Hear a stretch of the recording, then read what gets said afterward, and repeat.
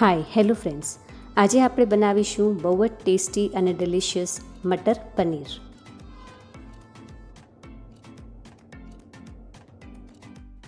અહીંયા મેં 15થી 20 કાજુ લીધા છે અને 1 ચમચી ખરબૂજાના બીજ લીધા છે, જેને પાણીમાં નાખી દીધા છે પલળવા માટે.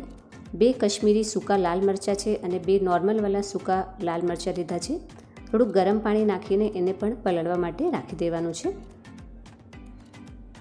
અહીંયા થોડાક ફ્રોઝન મટર લીધા છે, એને પાણીમાં નાખી દીધું છે એટલે એમાં જે બરફ જામેલી હોય એ નીકળી જાય. હવે ગ્રેવી બનાવવા માટે મેં અહીંયા થોડીક ડુંગળી લીધી છે અને આવી રીતે એના પીસ કરીને કટ કરી લેવાનું છે. 8થી 10 લસણની કણી અને થોડુંક આદું લીધું છે.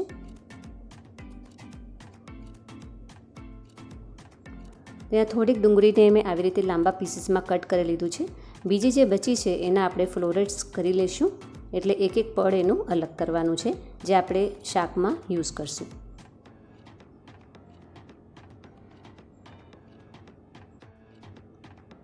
તો અહીંયા મેં ફ્લોરેટ્સ કરી લીધા છે. ડુંગળીનો જે વચ્ચેનો પાર્ટ છે એને આપણે ગ્રેવીમાં યુઝ કરી લઈશું. હવે ગ્રેવી બનાવવાનું સ્ટાર્ટ કરીએ. એક પેનમાં 2 ચમચી ઓઇલ નાખવાનું છે. ઓઇલ થોડું ગરમ થાય એટલે એમાં નાખશું જીરું અને થોડાક ખડા મસાલા નાખવાના છે. થોડુંક મિક્સ કરી લઈશું. હવે એમાં જે આપણે ડુંગળી લાંબી લાંબી કાપી હતી એ નાખી દેવાનું છે. આદુનો ટુકડો અને લસણ પણ એડ કરી દેવાનું છે. સરસથી મિક્સ કરી લઈશું. હવે આને 2 થી 3 મિનિટ કૂક થવા દઈશું.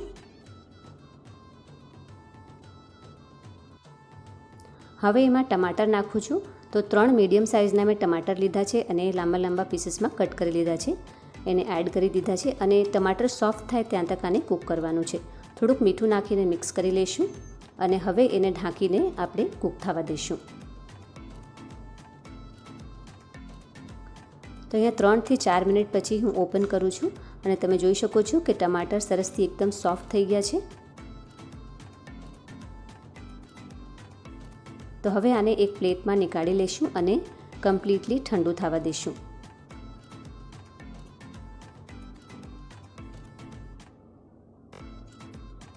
હવે અહીંયા મેં અડધો કિલો પનીર લીધું છે. પનીરના પીસીસ આપણે કટ કરી લઈએ. તો આવી રીતે હું સ્ક્વેર પીસમાં કટ કરું છું.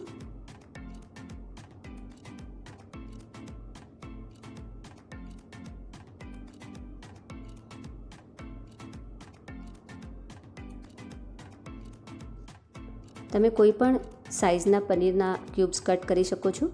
હું થોડાક નાના એના પીસ કટ કરું છું આવી રીતે. હવે પેનમાં 2 ચમચી ઓઇલ નાખવાનું છે. ઓઇલ થોડું ગરમ થાય એટલે અહીંયા ડુંગળીના ફ્લોરેટ્સ આપણે નાખી દઈશું અને મટર પણ નાખી દઈશું. મટરનું પાણી મેં કાઢી લીધું છે અને હાઈ ફ્લેમમાં આ બધી વેજીટેબલ્સને સોતે કરવાનું છે.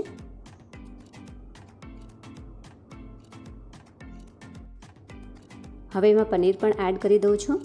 તો હાઈ ફ્લેમમાં સોતે કરવાથી વેજીટેબલ્સનું ક્રન્ચીનેસ જળવાઈ રહેશે. ઘણા લોકો આ શાક બનાવવા માટે પનીરને ઓઇલમાં ફ્રાય કરતા હોય છે, પણ ફ્રાય કરવામાં ઘણું ઓઇલ યુઝ થાય છે. તો આવી રીતે સોતે કરીને પણ આપણે શાક બનાવી શકીએ છીએ. 3 થી 4 મિનિટ પછી તમે જોઈ શકો છો પનીરમાં બ્રાઉન કલર આવી ગયું છે અને વેજીટેબલ્સ બી સોતે થઈ ગયા છે.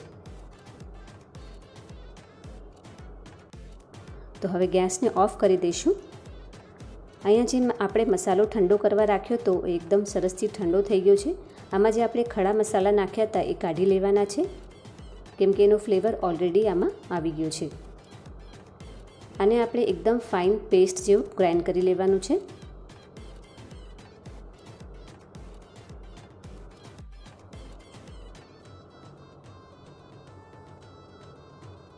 ખડા મસાલા મેં નીકાળી લીધા છે.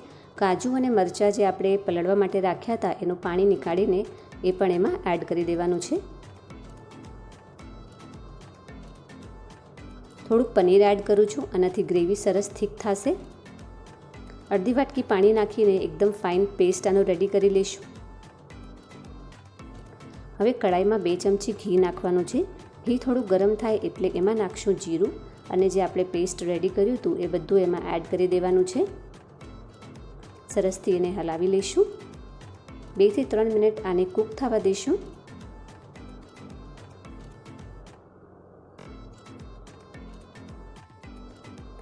ગ્રાઇન્ડરમાં જે મસાલો લાગેલો હતો એમાં પાણી નાખીને એ પણ એમાં એડ કરી દેવાનું છે. સરસથી મિક્સ કરી લઈશું.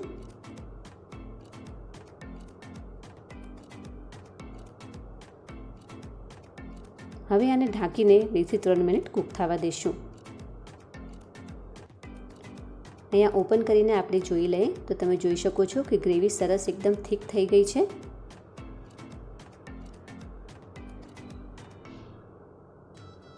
હવે જે વેજીટેબલ્સ આપણે સોતે કર્યા હતા એ બધા એમાં એડ કરી દેવાના છે. સરસથી મિક્સ કરી લઈશું.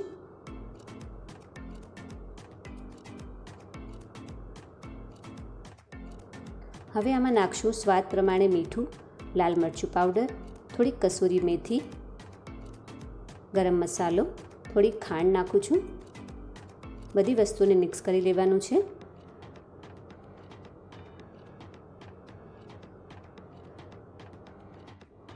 હવે તમને ગ્રેવી પાતળી કે ઘાટી જેવી જોતી હોય એ હિસાબે તમને ગરમ પાણી એમાં એડ કરવાનું છે. સરસથી મિક્સ કરી લઈશું.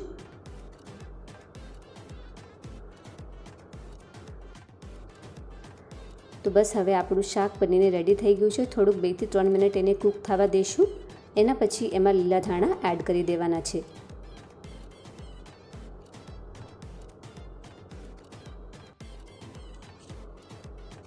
તો તમે જોઈ શકો છો ફ્રેન્ડ્સ, ગરમા ગરમ ટેસ્ટી મટર પનીરનું શાક બનીને રેડી છે, જેને તમે રોટી પરાઠા સાથે એન્જોય કરી શકો છો.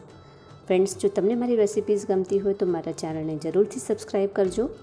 હું ભાવના ફરીથી મળીશ તમને નેક્સ્ટ વિડીયોમાં એક સરસ મજાની હેલ્ધી રેસિપી સાથે. Thanks for watching.